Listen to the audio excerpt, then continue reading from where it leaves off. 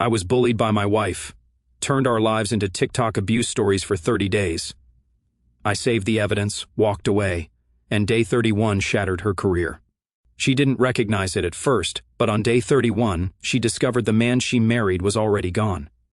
It started with something so small I almost missed it. We were loading the dishwasher after dinner, something we'd done together for 3 years without a single argument. I was rinsing plates while she arranged them in the rack. Normal Tuesday evening routine. "You know what's interesting?" she said, holding up a wine glass. "I always end up doing the detailed work while you just rinse and hand things over." I paused. "Want to switch?" "That's not the point." She set the glass down harder than necessary. "It's about the mental load. The invisible labor." Mental load. Invisible labor. These weren't phrases she'd ever used before. Something had shifted in her vocabulary, and I could trace it back to about a week ago when she'd started spending hours scrolling through her phone, earbuds in, completely absorbed. "Okay," I said, genuinely curious. "What would you prefer?" "I shouldn't have to prefer anything. You should just see it." This was new territory. In 3 years of marriage, we'd never had a conversation that felt like I was being tested on material I hadn't studied. I finished rinsing the last plate and handed it to her. "I see you doing detailed work because you're better at organizing the dishwasher than I am. I see me rinsing because I'm faster at it. I thought we were being efficient." She loaded the plate with deliberate precision. "Efficiency isn't the point when it reinforces traditional gender roles." Traditional gender roles. Another new addition to her vocabulary. That night, she stayed up until almost midnight, phone glowing in the dark bedroom. I could hear the short, repeating audio clips that meant TikTok. When I asked if she was coming to bed, she just held up one finger. Just one more video. The next morning, she was different, not dramatically, but enough that I noticed. She questioned why I always drove when we went out together. She asked why I handled the bills when she was perfectly capable. She wondered aloud why she always remembered her sister's birthday, but I needed reminding about my own family's dates. Fair questions, all of them, but the tone was wrong. It wasn't curiosity, it was accusation. By day 5, the pattern was clear. Every interaction was being filtered through some new lens she'd acquired. When I held the door open, she mentioned how women were capable of opening their own doors. When I complimented her dress, she asked if I'd ever complimented her intelligence with the same enthusiasm. "I compliment your intelligence all the time," I said. "Do you though, or do you just agree with me?" I started paying attention to what she was consuming online. The algorithm had pulled her deep into content about female empowerment, toxic masculinity, and relationship dynamics. Hours every day, the creators all seemed to be speaking directly to her situation, validating feelings she hadn't even known she had. "You realize these videos are designed to make you angry, right?" I said one evening as she emerged from another 2-hour scroll session. She looked at me like I'd just proven their point. There it is. Dismissing women's concerns as just emotion. I'm not dismissing anything. I'm saying social media algorithms profit from keeping you engaged, and anger is the most engaging emotion. So you're saying I'm too stupid to think for myself? Was the new dynamic. Every conversation was a potential trap. Every comment I made was evidence of some deeper problem with my character. She'd found a framework that explained every small frustration in our relationship, and that framework had a very clear villain. The breaking point came on day 12. I'd worked late and came home to find her in the kitchen, phone propped against the fruit bowl, filming herself. "And that's exactly what I mean about weaponized incompetence," she was saying to the camera. "He'll do the dishes, but he'll do them wrong so that I have to redo them. It's manipulation." I'd never done the dishes wrong intentionally in my life, but according to her video, my genuine mistakes were actually calculated moves to avoid housework. "We need to talk," I said once she'd finished recording. She looked up from her phone, already defensive. "About what?" "About the fact that you just told the internet I manipulate you through weaponized incompetence. Do you deny it?" "Yes, I deny it completely." She showed me her phone. The video had 37 comments, all from women sharing their own stories of similar manipulation. The validation was instant and overwhelming. "Look at this," she said, scrolling through the responses. "I'm not crazy. This is a real thing. I never said you were crazy, but you're describing behavior that isn't happening. Maybe you don't realize you're doing it, or maybe you're looking for problems that don't exist." The conversation ended there. She went back to her phone, and I went to bed alone. By day 15, she'd found her community, a group of women who'd all discovered the same content. all going through similar realizations about their relationships. They messaged constantly, sharing screenshots of conversations with their partners, analyzing every word for hidden meaning. I watched my wife disappear into this new identity. The woman who used to laugh at my jokes now scrutinized them for signs of condescension. The woman who used to appreciate my help now interpreted it as a threat to her independence. The saddest part was watching her lose herself while trying to become someone else's idea of empowered. She traded her own judgment for the approval of strangers on the internet. But I wasn't about to lose myself in the process. 3 weeks in, I made a decision. I wouldn't argue with the algorithm. I wouldn't compete with the validation she was getting online. I wouldn't try to convince her that our relationship was healthier than her new framework suggested. Instead, I'd let her follow this path to its logical conclusion because I knew something she didn't yet understand. The internet might tell you who you should be, but it can't tell you who you actually are. And when the performance ended, when the cameras stopped rolling and the comments stopped coming, she'd have to face the real consequences of treating her husband like the enemy.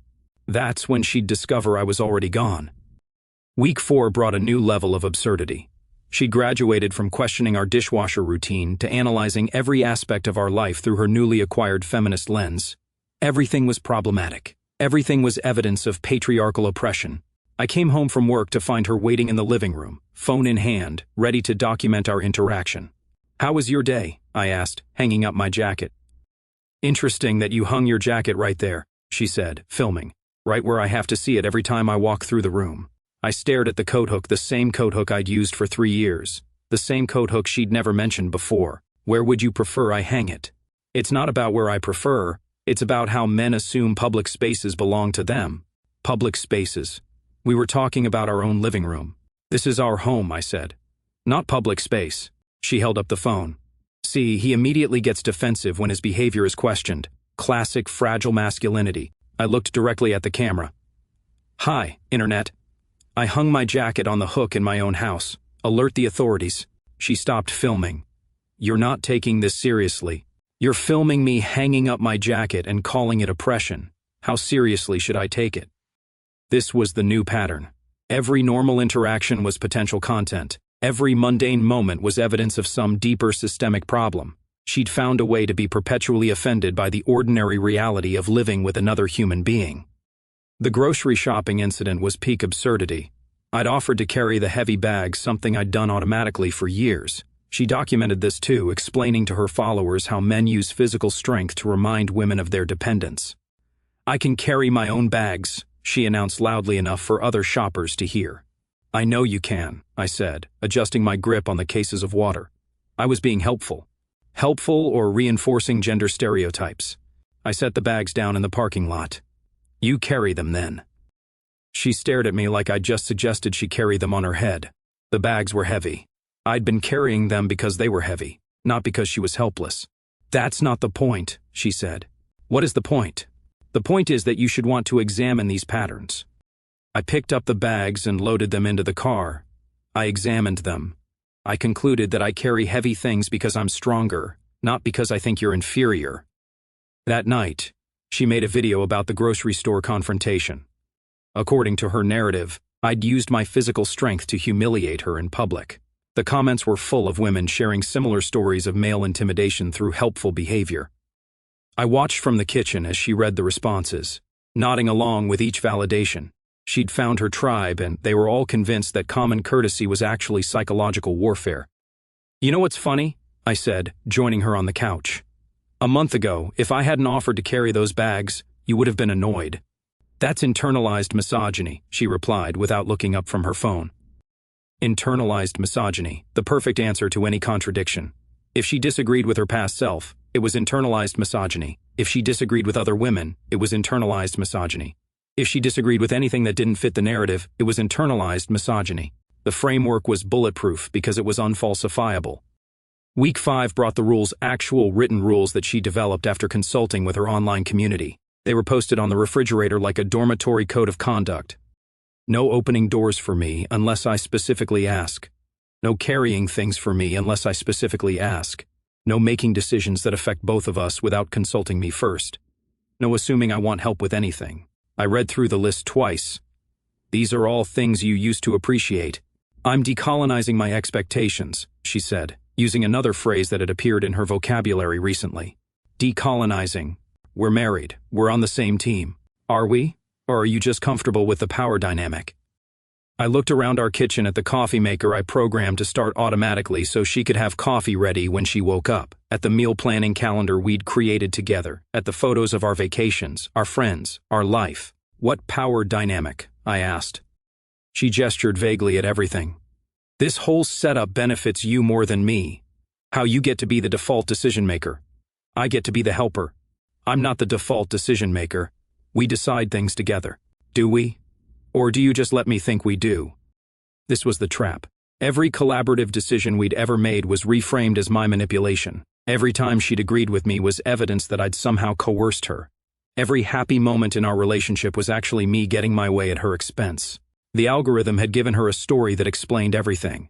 And in that story, I was the villain. But I wasn't going to play the villain in someone else's performance.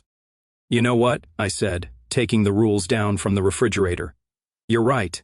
I have been making too many decisions for both of us. She looked surprised. Really? Really. Starting tomorrow, you handle everything. All the decisions, all the planning, all the responsibility. That's not what I meant. Sure it is. You want equality? You've got it. No more opening doors. No more carrying things. No more assuming you want help. No more making decisions that affect both of us. I crumpled up the rules and threw them in the trash. Welcome to true independence. She stood there looking confused, like she'd expected me to argue with her demands rather than agree with them. I didn't mean you should stop caring about me, she said. I care about you plenty, but I won't be treated like an oppressor for showing it. That night, she posted about the conversation, framing it as a victory. She'd set boundaries and I'd respected them. Her followers congratulated her on training her husband to be more conscious of his privilege. But I could see the uncertainty in her eyes. The rules had been designed to make me argue, to make me defensive, to prove that I was the controlling partner she'd been told I was. Instead, I'd given her exactly what she'd asked for. And she was starting to realize that getting what you ask for isn't always the same as getting what you want. The real test was coming, because independence is a lot harder than dependence. And equality requires more than just pointing out problems. It requires actually solving them yourself. Day 23 brought the intervention. I came home to find 3 women sitting in my living room, each with their phones out, ready to record my education. We need to talk, my wife announced, gesturing to the makeshift tribunal she'd assembled. I recognized 2 of them from her social media posts. The third was a stranger, but she had the same expectant look of someone who'd been promised a front row seat to a toxic masculinity exposure. About what? I asked, setting down my keys. About your behavior and how it's affecting our relationship. I looked at the 3 women, all staring at me like I was a specimen to be studied. And this requires an audience? It requires accountability, said the stranger. I'm here as a neutral party. Neutral party. Right. A complete stranger who'd gotten her information entirely from my wife's social media posts was going to be neutral. I'm not doing this, I said. See? My wife pointed at me. This is exactly what I mean. He refuses to engage with criticism. I refuse to be ambushed in my own home, I corrected. There's a difference. One of the women held up her phone. Would you mind if we recorded this for educational purposes? Yes, I would mind. And no, you can't record anything in my house without my permission. The stranger leaned forward. Don't you think it's important to examine patterns of behavior that might be harmful? I think it's important to have private conversations in private, I said, not perform them for social media. My wife stood up. This is what I'm talking about. He's controlling the narrative by refusing to participate. I'm not controlling anything. I'm protecting my privacy. Privacy is a privilege, the stranger said, and privilege needs to be examined. I almost laughed. Privacy is a right, and I'm exercising it. The 3 women exchanged glances.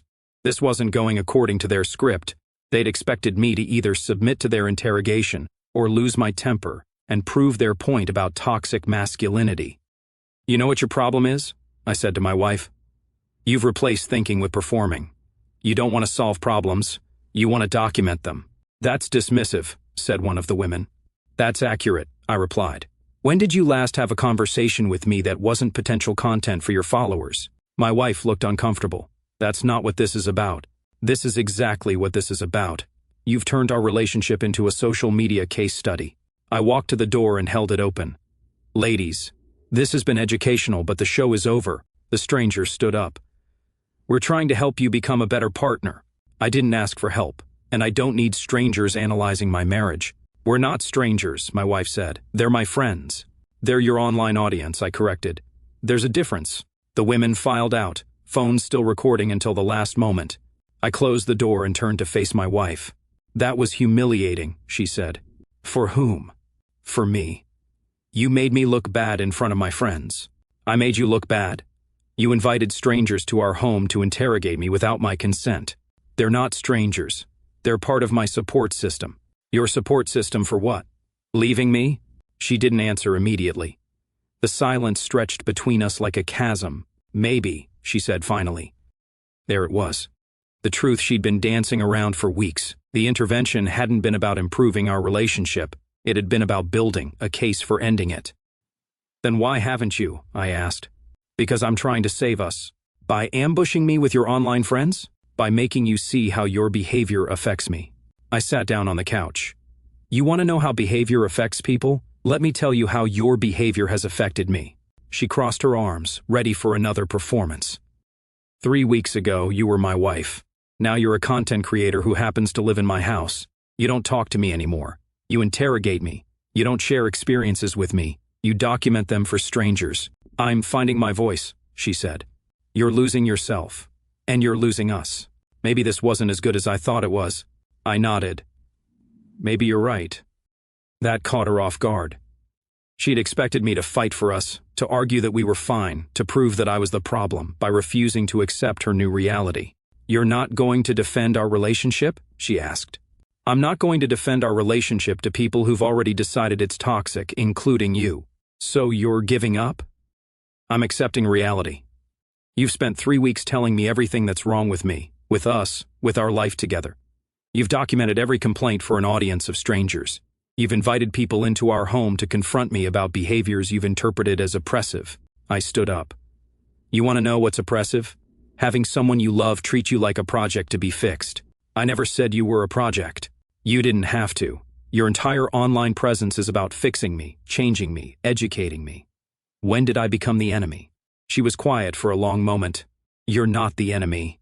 Then why are you treating me like one? Because the algorithm, because the content, because everyone says what? She looked lost. Everyone says that if you're not uncomfortable, you're not growing. And you think the only way to grow is to be miserable. I think the only way to grow is to question everything, including whether you want to be married to me. Another long silence. Maybe especially that, she said. I walked toward the bedroom. Well, when you figure out the answer to that question, let me know. But I won't be part of any more interventions. Where are you going? To pack a bag. I'm staying at my brother's place tonight. You're leaving? I'm giving you space to figure out who you want to be without an audience. That's not what I want. Then what do you want? She stood there, phone in her hand, ready to document this moment too. But for the first time in weeks, she didn't raise it. She just looked at me like she was seeing me for the first time in a month. I don't know, she said quietly. When you do know, call me. But I won't be performed for anymore. I packed a bag while she sat on the bed watching silently, no phone, no camera, no audience. Just a woman who'd spent so much time trying to become someone else that she'd forgotten who she actually was. And a man who'd realized that love without respect isn't love at all. It's just an elaborate performance with a very unhappy ending. 3 days at my brother's place gave me clarity I hadn't had in weeks away from the constant documentation and analysis. I could think clearly about what had happened to my marriage and what I needed to do about it. She called on the second day. When are you coming home? When you're ready to have a real conversation, not performance. I miss you, she said. And for a moment she sounded like the woman I'd married. I miss you too, but I don't miss being treated like a villain in your social media story. It's not like that. It's exactly like that. Every interaction we have ends up online. Every conversation becomes content. She was quiet for a moment. Maybe we could start over. Starting over means stopping the performance. No phones, no recording, no posting about our private conversations. I can't just stop sharing my experiences. You can stop sharing our experiences without my consent. The call ended without resolution, but something had shifted. She'd called me, not the other way around. The intervention had backfired. Instead of breaking me down, it had shown her what life looked like when I wasn't there to be her content. On day 4, I went back to the house while she was at work. I needed to assess the situation clearly and prepare for whatever came next. What I found was revealing.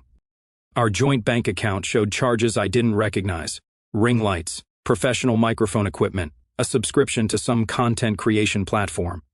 She wasn't just consuming this content anymore.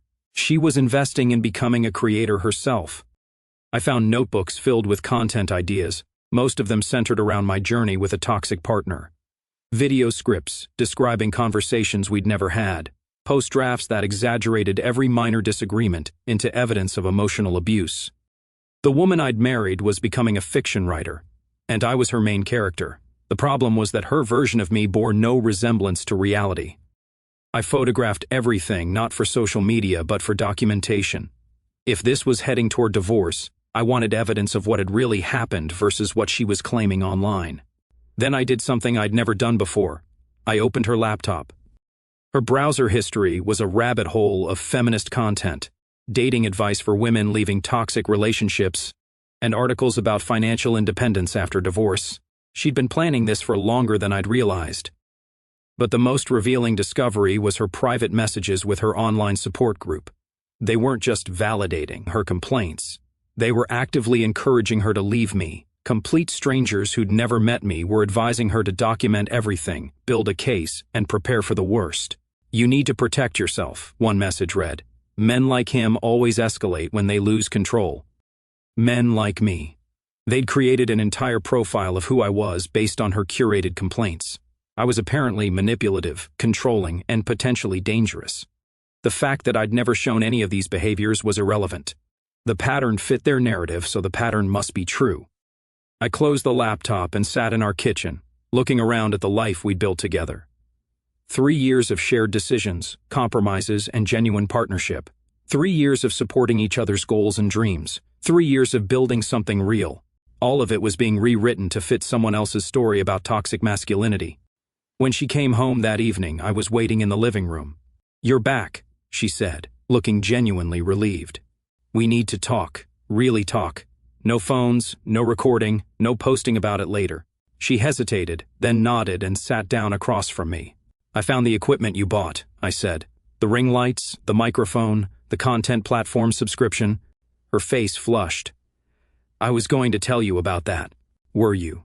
Or were you going to surprise me by making our marriage your full-time content?" "It's not like that. It's exactly like that. You've turned me into a character in your story, and not a very flattering character." She didn't deny it. "I also saw your browser history," I continued. "The articles about leaving toxic relationships, the financial independence guides, the divorce preparation checklists. You went through my computer. You went through our marriage and turned it into content for strangers. I think privacy concerns are a little one-sided here." She sat back, caught. "Those articles, I was just researching how to leave me, while building a public case for why I deserved it. That's not. Read me one message from your support group that doesn't assume I'm fundamentally broken." She couldn't do it because there weren't any. Her online friends had decided I was toxic before they'd ever heard my side of anything. I was guilty by virtue of being a man who didn't immediately submit to their framework. "They're trying to help me," she said weakly. "They're trying to validate a narrative. There's a difference." I leaned forward. "Do you know what's really toxic?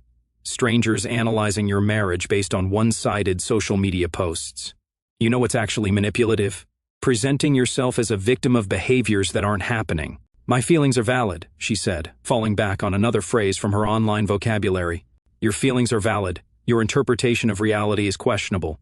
So you're saying I'm crazy?" "I'm saying you're confused. There's a difference." For the first time in weeks, she looked uncertain instead of righteous. "What do you want from me?" she asked. "I want you to choose. Do you want to be married to me? Or do you want to be a content creator whose marriage is her main storyline? Why can't I be both?" "Because you can't build a real relationship while performing a fake one for strangers." She was quiet for a long time. "What if I can't go back to how things were?"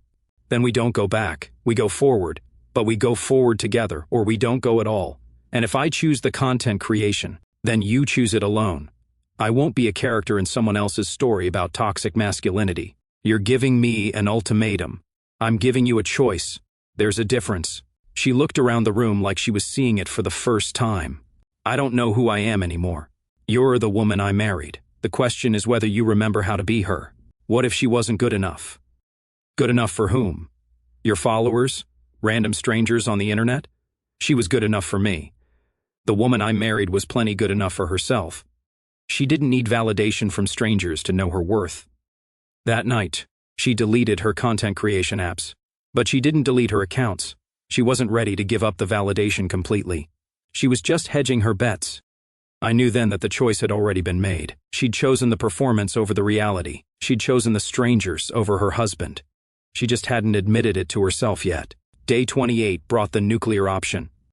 I discovered she'd been secretly recording our conversations for the past week, audio clips of me asking simple questions edited to make me sound controlling. Video of me doing normal household tasks narrated with theories about weaponized incompetence.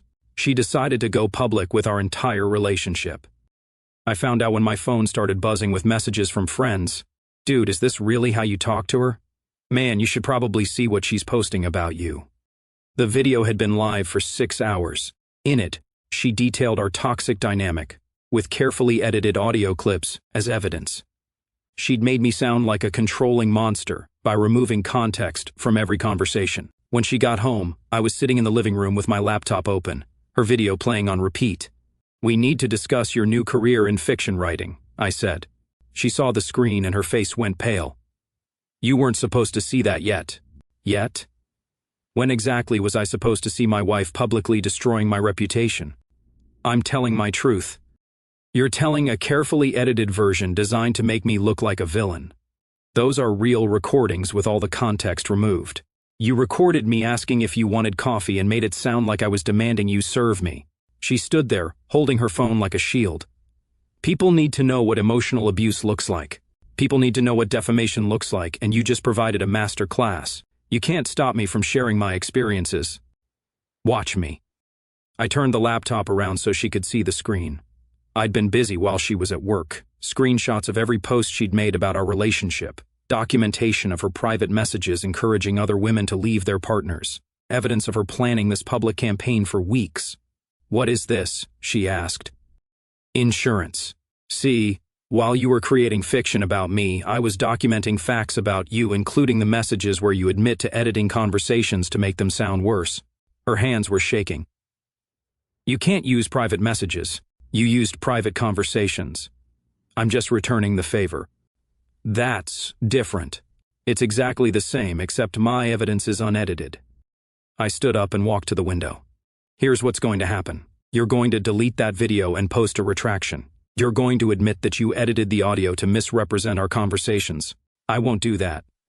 I'll post everything I have, including the messages where your online friends encouraged you to fabricate abuse allegations for content. You're bluffing. I opened a new browser tab and logged into my social media account. Try me. She watched as I began typing a post with screenshots attached, her edited conversations next to the unedited originals, her private messages about planning to destroy my reputation, her browser history showing she'd researched divorce tactics before any of our problems started. Stop, she said quietly. Delete your video first. You don't understand. I'll lose all my followers. You should have thought about that before you decided to lie about me for content. I didn't lie. I just emphasized certain aspects. You committed fraud. Social media fraud, but fraud nonetheless. She started crying. This isn't who I wanted to be. Then stop being her. It took her 20 minutes to delete everything: the video, the posts, the carefully crafted narrative about our toxic relationship. Her followers were confused and angry. Some accused me of forcing her to recant. Others questioned whether anything she'd said was true. There, she said, showing me her empty timeline. It's gone. Good. Now pack a bag. What? You heard me. Pack a bag. You've got 24 hours to figure out where you're going. You can't kick me out. This is my house too. You're right. It is your house, which is why I'm leaving instead. Where are you going? Somewhere I won't be secretly recorded and turned into content. But we can work this out now. I deleted everything. You deleted the evidence. You didn't delete the mindset that created it. I grabbed my jacket and keys. When you're ready to be a wife instead of a content creator, call me. But I won't live with someone who sees me as material instead of a partner. Please don't go. You chose strangers over your husband. Now you get to live with that choice. The door closed behind me with finality. My phone buzzed with notifications as her remaining followers tried to piece together what had happened. Some defended her, others demanded answers. But I was done explaining myself to people who'd never met me. I was done being a character in someone else's story. On day 31, she'd discover what reality looked like without an audience to perform for. And I'd be long gone. Day 31 arrived with poetic justice. She called me at 7 o'clock in the morning, sobbing. The water heater broke, she said between tears, and I can't figure out how to reset the breaker. The internet is out too. I almost laughed. After weeks of declaring her independence and documenting my supposed incompetence, reality had delivered a crash course in actual competence. Call a plumber, I said. I don't know any plumbers. You always handled that stuff. Because I was controlling and didn't let you learn, right? Silence. The internet company wants to charge me $300 for an emergency visit, she continued. I thought you were just being cheap when you said we should wait for regular appointments. Anything else? I asked. The car is making that noise again, and I can't remember which mechanic you trusted. She'd spent a month telling the internet that I was manipulative for handling household maintenance. Now she was discovering that someone had to handle it, and it wasn't going to handle itself. You'll figure it out, I said. You're a strong, independent woman, remember? Don't be like that. Like what? Like someone who believes what you spent a month telling the world about yourself? She was quiet for a moment. I made mistakes. You made choices. I lost followers when I deleted everything. People are saying I was lying about you. Were you? I was interpreting things differently. You were creating content. There's a difference. I know that now. 2 weeks later, she called again, this time crying for different reasons. I got fired, she said. What happened? Someone at work saw the videos before I deleted them. HR said it reflected poorly on the company's values. The irony was perfect. She'd tried to destroy my reputation and ended up destroying her own career instead. I'm sorry to hear that, I said, and I meant it. No, you're not. I am. I never wanted you to hurt yourself trying to hurt me. I don't know what to do. I can't afford the house payments alone. Sell the house. That's our house. No, that's a house where I used to live with someone who secretly recorded me for social media content. I said I was sorry. Being sorry doesn't undo the damage. So that's it? 3 years of marriage and you're just done? 3 years of marriage and 30 days of public humiliation. You chose which one mattered more.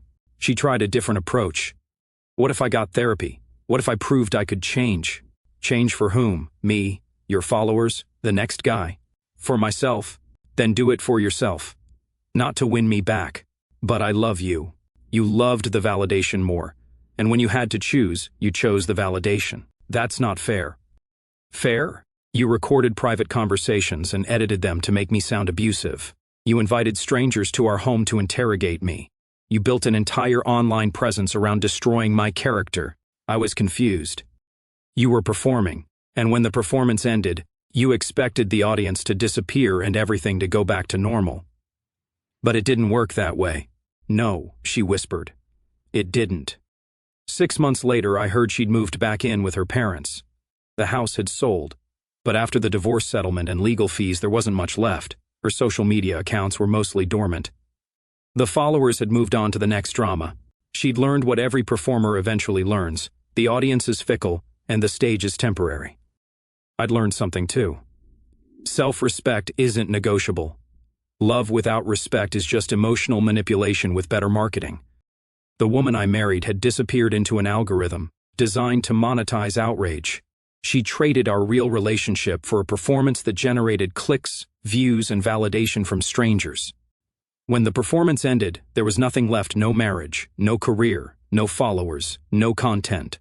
Just a woman who'd forgotten who she was in trying to become who the internet told her to be. I rebuilt my life without an audience, no cameras, no documentation, no need to perform my happiness for strangers. Just the quiet satisfaction of knowing that I'd refused to be a villain in someone else's story. Some battles aren't worth fighting. Some relationships aren't worth saving. And some people aren't ready to choose reality over performance. On day 31, She faced reality. But by then, I was already living in it without her.